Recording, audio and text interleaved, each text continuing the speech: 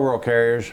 In addition to my recent videos on contractual issues and collective bargaining updates, I'm happy to provide you this report about our recent political activity, including the NRLCA's public support for the recently introduced Protect Our Letter Carriers Act.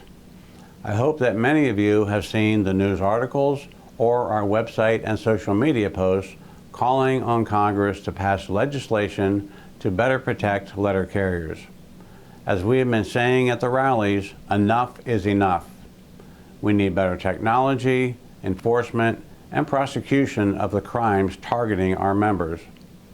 Since crime impacts both rural and city letter carriers, the NRLCA has joined forces in solidarity with our sister union, the NALC, and has been holding rallies to bring awareness to this issue of utmost importance to all letter carriers.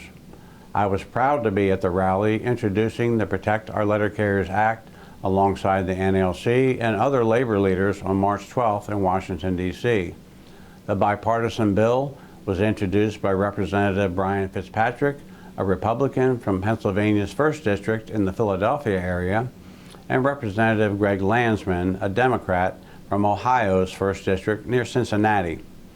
Since then, we have been participating in rallies and convincing legislators to support the bill. At the recent NRLCA legislative seminar held in Washington, D.C., our state leaders engaged their elected representatives around the Protect Our Letter Carriers Act and other NRLCA priorities. The bill currently has 57 co-sponsors, but we need many more.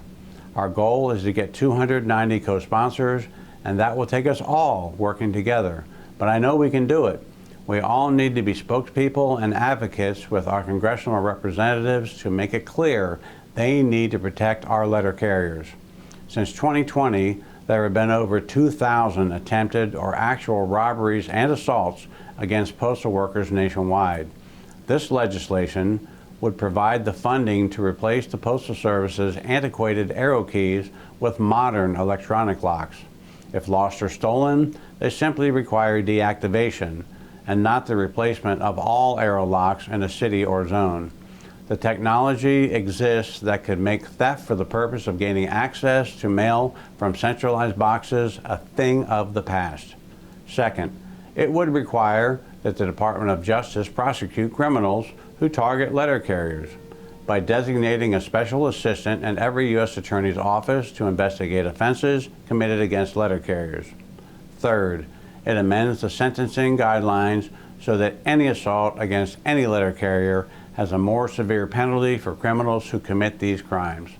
Our initial rallies are to bring awareness of the need for legislation to make our jobs safer.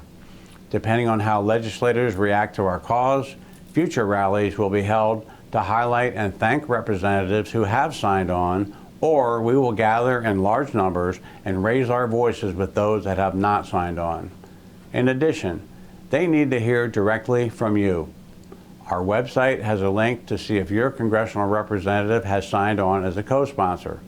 If they have, please be sure to call and thank them.